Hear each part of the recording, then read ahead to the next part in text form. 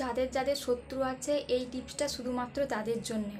শত্রুকে দেখে কোনোদিনও মরমর বলবে না, তাহলে আরও বেশি বেশি করে বাঁচবে, আরও বেশি বেশি করে তার আয়ু বেড়ে যাবে, তার বংশ বৃদ্ধি হবে, আরও বেশি করে ধন দৌলত বাড়বে তার। তাই শত্রুকে দেখে কোনোদিনও মরমর বলবে না। কারণ শকুনের অভিশাপে যেরকম গরু মরে না, তেমন তোমার অভিশাপেও কোনোদিনও শত্রুর নিধন হবে না। তাই শত্রুর যদি নিধন করতে চাও তাহলে শত্রু সবসময় ভালো কামনা করবে। ভালো কামনা করলেই কি হবে, কি শত্রু বেশি করে গায়েব হয়ে যাবে।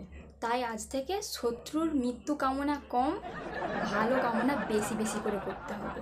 আমি তো শুধু এটা ভেবেই অবাক হই, যারা ভালো কাজ করে তারা বেশি দুঃখে থাকে, আর যারা খারাপ কাজ করে তারাই বেশি বুক ফুলিয়ে ঘুরে বেড়ায়। কি আশ্চর্য কথা না? ভালোদের বেশি করে খারাপ হয় আর খারাপদের বেশি করে ভালো হয়। তাই যেটা বললুম সেটা কাজে লাগাবে।